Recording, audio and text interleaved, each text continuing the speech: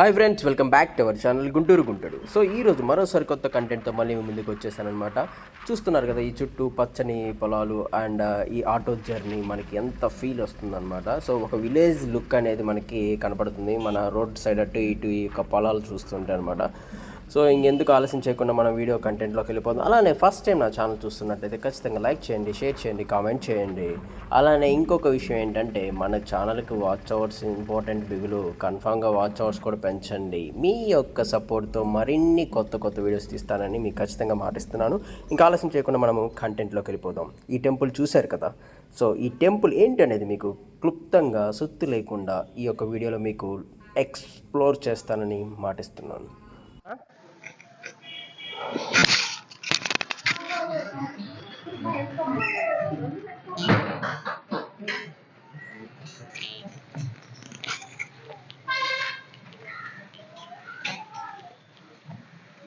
ఫైనల్గా అయితే మనము శ్రీకాకుళాంధ్ర మహావిష్ణు దేవస్థానానికి వచ్చామన్నమాట. సో ఇక్కడ ఒకసారి శ్రీకాకుళం. సో ఈ దేవస్థానం గురించి మనం లోపలికి వెళ్ళి పూజారి గారిని కనుక్కుందాం. అలానే పూజారి గారికి కనుక్కునే ముందు ఇక్కడ వచ్చేసరికి శ్రీకృష్ణదేవరాయలు మనకు తెలుసు కదా.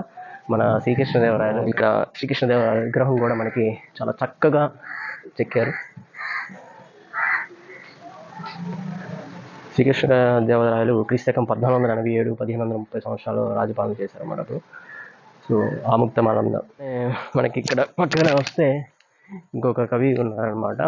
ఆంధ్ర నాయక శతక గ్రంథ సృష్టికర్త అనమాట. భట్టుమూర్తి 18వ శతాబ్దం నాటి 1791 కాలంలో శ్రీ కాసుల పురుషోత్తమ కవి గారు. సో ఈయన విగ్రహం కూడా ఇక్కడ ఉంది. సో చాలా అంటే చూడటానికి చాలా ప్లెజెంట్గా ఉందన్నమాట శ్రీ మహావిష్ణువు యొక్క దేవస్థానం.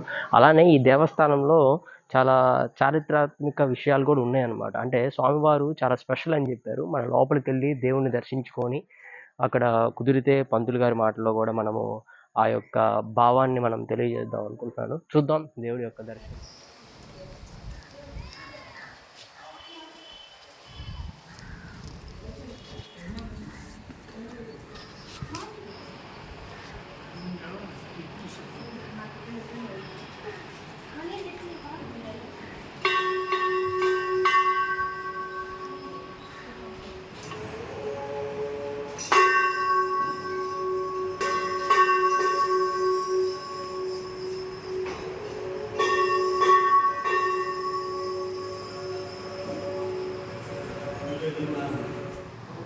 వాయిస్ బయట చరిత్ర ఉంది.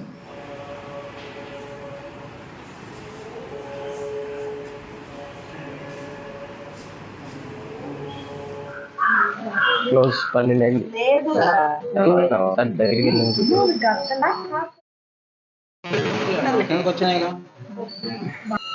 నమస్తే స్వామి. సో మేము గుంటూరు నుంచి వస్తున్నాం అనమాట. మన ఛానల్ పేరు వచ్చేసరికి గుంటూరు గుంటడు. సో నేను ఏంటంటే పురాతన టెంపుల్స్ గురించి ఒక స్టడీ ఓరియంటెడ్గా తీసుకున్నాను బ్లాగ్స్. సో మన యొక్క టెంపుల్ యొక్క విశిష్టత ఏంటి అండ్ స్థల పురాణం ఏంటి అండ్ ఈ టెంపుల్ యొక్క ఫేమస్ ఏంటో కొంచెం మీరు చెప్తే మా సబ్స్క్రైబర్స్కి, మా ఫ్యామిలీ మెంబర్స్కి అందరికీ యూజ్ అవుతుంది. శ్రీకాకుళాంధ్ర మహావిష్ణువు అంటారు. మనకి కలియుగ ఆరంభంలో కృష్ణానది తీరంలో బ్రహ్మ తపస్సు చేస్తే స్వామి మనకి ఈ రూపంలో వెలిశారు. మనకి 108 దివ్యక్షేత్రాలు ఉంటాయి. ఆ దివ్యక్షేత్రాలలో ఇది 57వ క్షేత్రం అన్నమాట. మనం విష్ణాలయం అంటే రాముడో, కృష్ణుడో, వెంకటేశ్వర స్వామి, చెన్నకేశ్వర స్వామి అట్లా అవతారాలతో చూస్తారు. ఇక్కడ మహావిష్ణు పేరుతో మహావిష్ణు రూపంలో చూస్తారు. ప్రత్యేకించి విష్ణుమూర్తి అనేది ఒక్క చోట మాత్రమే ఉంటుంది. మనం బద్రీ నారాయణ అంటాం. అట్లా శ్రీరంగంలో రంగనాయక స్వామి అంటాం. అట్లా మహావిష్ణు పేరుతో మహావిష్ణు రూపంలో ఇక్కడ విశేషం. మనకి అమ్మవార్లు ఇద్దరు మనకి శ్రీదేవి, భూదేవి సన్నిధిలోనే ఉంటారు స్వామివారి దగ్గర పాదాల దగ్గర. మనకి విశేషమైన శాలిగ్రామాల దండం ఉంటుంది. ముందు కానీ మనకు కనిపించదు. ఇక్కడ స్వామివారికి విశేషమైన శాలిగ్రామాల దండం ఉంటుంది. ఇక్కడ స్వామివారికి కుడి చేతిలో శంఖం ఉంటుంది, ఎడమ చేతిలో చక్రం ఉంటుంది. వ్యత్యస్తంగా మారి ఉంటాయి. ఎందుకంటే మహావిష్ణు కాబట్టి కుడి చేతిలో చక్రం ఉండాలి కదా అని చెప్పి అడుగుతారు.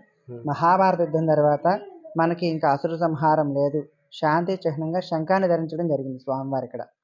ఇంకో చేతిలో కమలహస్తం, ఇంకో గదహస్తం ఉంటాయి, చతుర్భుజులు అనమాట. ప్రత్యేకించి ఇక్కడ వైకుంఠ ఏకాదశి ముక్కోటి బాగా జరుగుతుంది. వైశాఖ మాసం, వైశాఖ పౌర్ణమి బ్రహ్మోత్సవాలు జరుగుతాయి మనకి ఇక్కడ. అలాగే ఆంధ్ర శాతవాహనులకి ఇది తొలి రాజధాని, శాతవాహన రాజులకి. అప్పుడు స్వామిని ఆంధ్ర మహావిష్ణు పేరుతో వాళ్ళు కొలుచుకున్నారనమాట. అలాగే మనకి శతాబ్దంలో కృష్ణదేవరాయలు వచ్చినప్పుడు స్వామివారు కల్లో కనబడి కోరితే ఆముక్తమాల అనే గ్రంథానికి శ్రీకారం చుట్టినట్టుగా ఆయన శాసనాలు ఉంటాయి గుడి చుట్టూత. ఇలా గోడ మీద ఉంటుంది. శాసనాలు ఉంటాయి. 2007లో ఆయనకు గుర్తుగా కాంస్య విగ్రహం ప్రతిష్ఠించడం జరిగింది. ఆగ్నేయ మండపంలో, అప్పుడున్న మండపంలో ఓకే. అక్కడ అక్కడ కృష్ణదేవరాయల విగ్రహం. అలాగే కాంసుల పురుషోత్తం కవి స్వామి మీద నిందిస్తూ పొగుడుతూ మనకి ఇక్కడ ఆంధ్ర నాయక శతకం రచించడం జరిగింది. అంటే ఈ గుడి ఎప్పటి నుంచి ఉందండి? అంటే ఇక్కడ కట్టి మనకి 1011 శాసనం ఉంటుంది గాలిగోపురం మీద. విగ్రహాల మీద 1207 శాసనం ఉంటుంది. ఓకే. అలా మనకి శాతవాహనుల కాలంలో, చోళుల కాలంలో అలా మలిత సంపదగా ఉంటుంది ఇక్కడ మనకి. అంటే ఈ గుడి దేవతలని ఇది దేవతలు కట్టించిన అంటున్నారు గ్రామస్తులు కొంతమంది. అంటే అది ఇక్కడ ఈ ఊర్లో ఎక్కడైనా ఉందండి? ఇక్కడ హంసలది దేవతలు నిర్మించుకున్నారు. ఇదైతే శాతవాహనుల కాలంలోనే, అంటే మనకి 1-2 శతాబ్దాల్లోనే ఇక్కడ ఆలయం ఉంది అన్నమాట. ఓకే. ఇదంతా అప్పుడు కృష్ణానది పరివాహ ప్రాంతం. 1952లో కరకట్టలు వచ్చినాయి. అంత ముందంతా కృష్ణానది పరివాహ ప్రాంతం. పలుమార్లు పడిపోవడం కట్టడం జరిగింది. ఈ స్థలంలో ఇక్కడ చెన్నగయ్య స్వామి ఉండేవారట, మందిరం. మన తిరుపతి వెంకటేశ్వర స్వామికి ఆయన ఆతిథ్యం ఇచ్చినట్టుగా ఇక్కడ ఈ స్వామికి ఆతిథ్యం ఇచ్చడం జరుగుతుంది. ఆయన ప్రాచీన దేవాలయం ఏర్పడడం జరిగింది అన్నమాట. Thank you so much. ఇక్కడ చూస్తే ఒక ఓల్డ్ టెంపుల్, మేబీ పాతకాలం టెంపుల్ అనుకుంటా. సో ఆ టెంపుల్ కూడా మనకి ఇక్కడ ఉంది.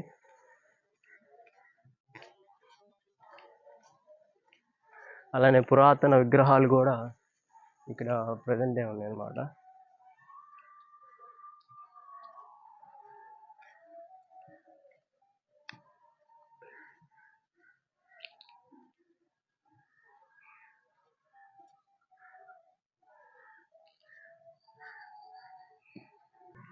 ఒకప్పటి ఆ కాలం నాటి రాజగోపురం.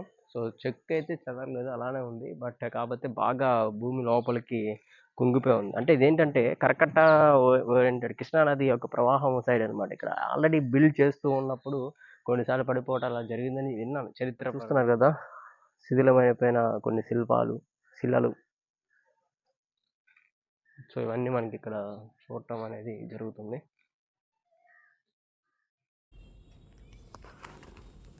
సో అలానే ఈ ఆలయానికి పక్కన ఉన్న శ్రీ ఏకరాత్ర మల్లికార్జున స్వామి ఆలయం కూడా ఉందన్నారు. ఈ ఆలయం కూడా చాలా పురాతనమైన ఆలయం అని చెప్తున్నారు.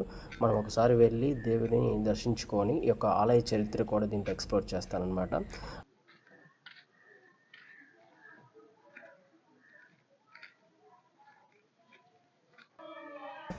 చూద్దాం, లోపలికి వెళ్దాం ఇంకా.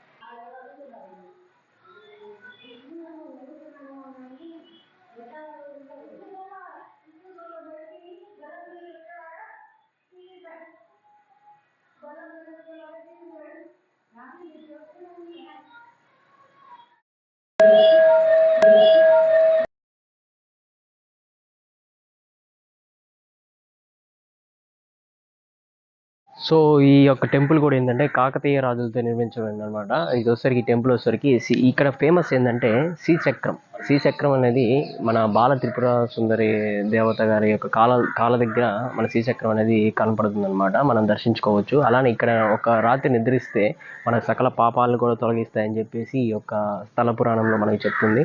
అండ్ ఈ టెంపుల్ వచ్చేసరికి ఏంటంటే శ్రీ ఏకరాత్ర ప్రసన్న మల్లికార్జున స్వామి వారి దేవస్థానం అనమాట. ఇక్కడ లింగాన్ని దర్శించుకుంటే 1000 లింగాలని దర్శించుకున్నంత పుణ్యం కలుగుతుందని చెప్పి ఇక్కడ మనకి స్థల పురాణం ప్రకారం మనకి తెలుస్తుందన్నమాట.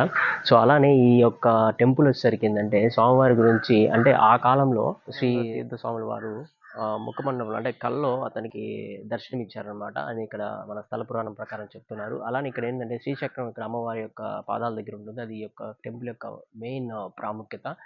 అలానే మీరు కూడా ఖచ్చితంగా ఒకసారి విజిట్ చేయండి. అలానే మళ్ళీ చెప్తున్నాను, ఈ యొక్క శివలింగాన్ని దర్శించుకుంటే 1000 లింగాలను దర్శించుకున్నంత పుణ్యం అనేది మనకి కలుగుతుందని చెప్తున్నారు అనమాట.